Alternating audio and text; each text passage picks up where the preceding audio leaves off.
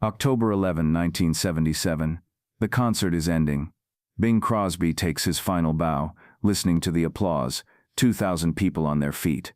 But there's a strange expression on Bing's face. Not happiness, not sadness, just acceptance.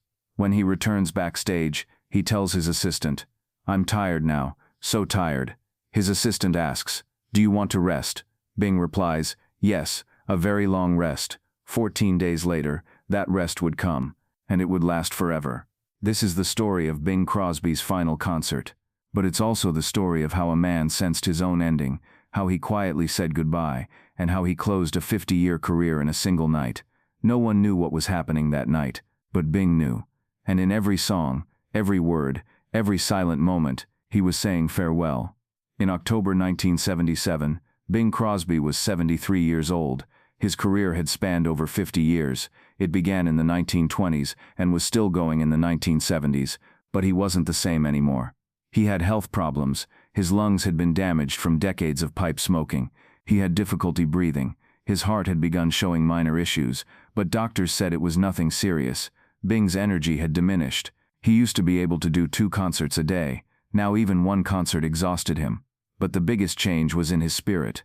Bing Crosby was tired of living. His wife Catherine noticed it. His children noticed it. His close friends noticed it.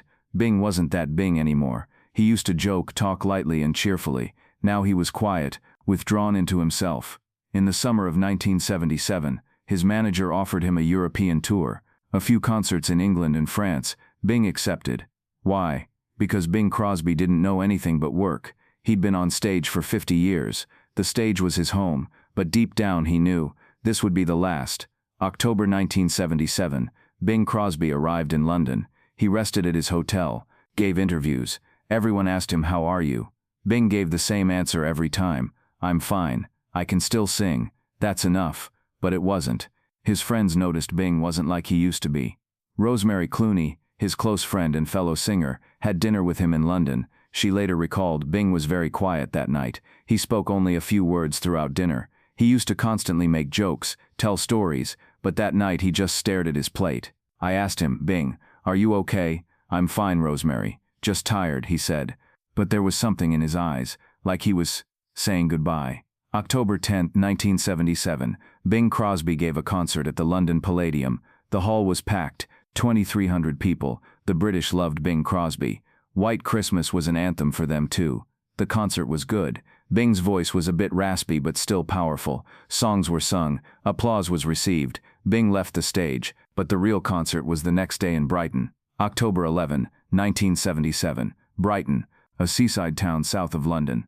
Bing Crosby arrived at the Brighton Hippodrome in the afternoon. The building was an old theater, dating back to the early 1900s, historic, nostalgic. When Bing entered backstage, he was quiet. Normally he would be relaxed and casual before concerts, but this time he looked serious. His assistant Michael brought his tea. "Bing, how are you today? England loves you. Tonight's going to be great." Bing didn't answer. He just looked out the window. The Brighton seafront was visible. Seagulls were flying. The sea was calm. Then he said, "Michael, I'm very tired today, but I want to end this night well." Michael was surprised. "End it well? Why did you say it like that?" Bing smiled. "Because this is my last show." Michael laughed. "Bing, you're exaggerating. There are still tours. We're starting the American tour next year." Bing didn't respond. He just looked in the mirror, at his 73-year-old face, the wrinkles, the tired eyes, and thought to himself, "This is enough. I've been on stage for 50 years. Enough now." 8 p.m., Brighton Hippodrome. The hall was completely full, 2,000 people, elderly, young, families. Everyone had come to see Bing Crosby, because Bing was a legend.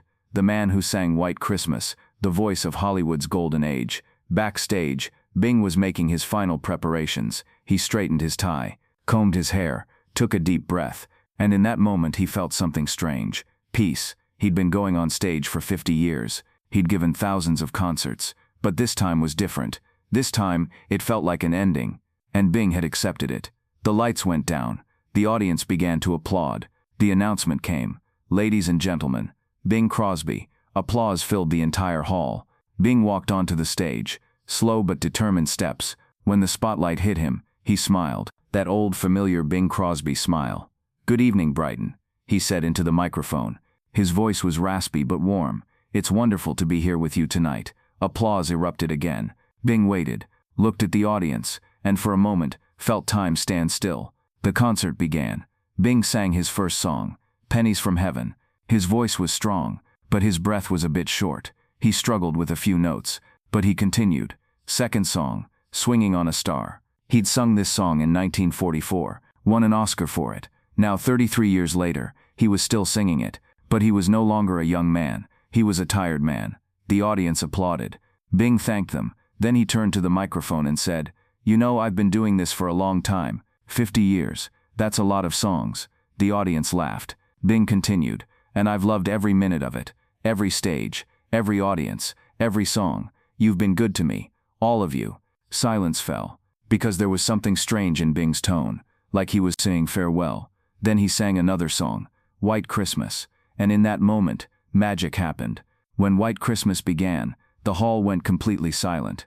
This song wasn't just a song. It was a moment, a memory. Since World War II, millions of people had listened to this song at Christmas, remembered lost loved ones, missed their homes. His voice was trembling, but emotional. Every word carried the weight of a lifetime. Some in the audience began to cry, because there was something in Bing's voice, a weariness, a sadness, a farewell. When Bing finished the song, the hall remained silent for a few seconds. Then applause erupted, a standing ovation. 2,000 people rose to their feet.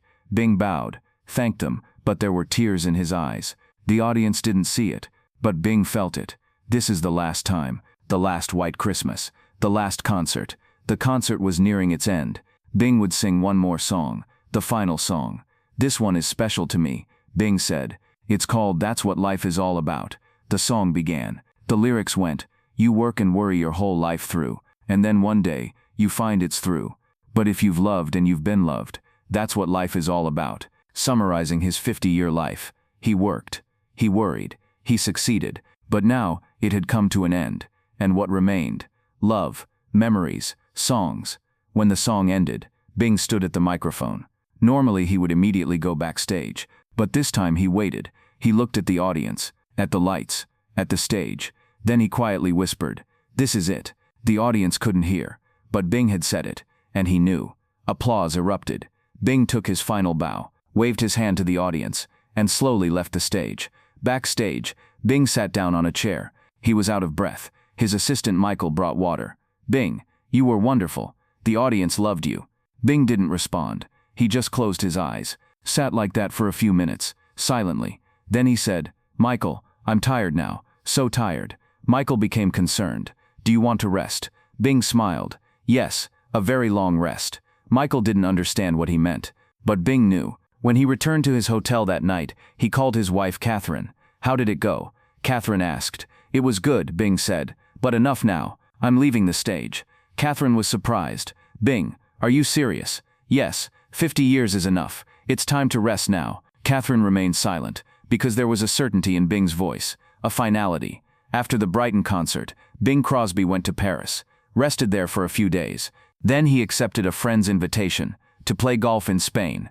Bing loved golf. He'd spent much of his life on golf courses. Golf was an escape for him, an escape from the stage, from pressure, from memories.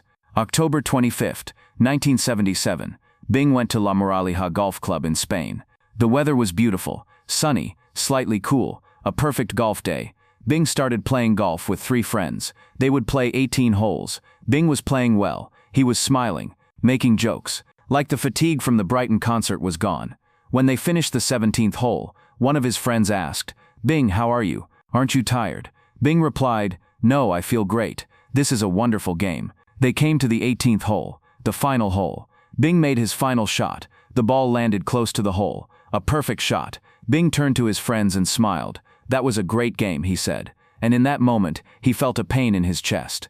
Bing Crosby took a few steps, then stopped. His hand went to his chest. His face turned white. "Bing, are you okay?" his friend asked. Bing couldn't answer. He fell to his knees, then collapsed to the ground. Heart attack. His friends rushed to him in panic. Someone called an ambulance. Someone tried CPR, but nothing worked. Bing Crosby died there, on the 18th hole of La Moraleja Golf Club, on the grass. His final words, "That was a great game." His final moment, on a golf course, under the sun, with friends, that was a great game. His final moment, on a golf course, under the sun, with friends, and perhaps Bing wanted it this way. Not on stage, not in a hospital, in the open air, free. The news spread quickly around the world. Bing Crosby is dead. The headlines were the same everywhere. Television programs were interrupted. Radio stations played White Christmas. President Jimmy Carter released a message. America has lost a legend. Frank Sinatra cried. Bob Hope cried. Millions cried. Bing Crosby's funeral was held in Los Angeles. The church was full. Hollywood stars, politicians, fans, everyone was there. But those who had been at the Brighton concert noticed something. Bing had said goodbye that night. They didn't know it then. But Bing knew. Years later, recordings of the Brighton concert were examined. People watched that night again, and they realized the weariness in Bing's voice, the acceptance in his eyes, the "this is it" whisper, the lyrics of the final song. That's what life is all about. It was all there, all clear. Bing Crosby had said farewell that night. Only no one had noticed.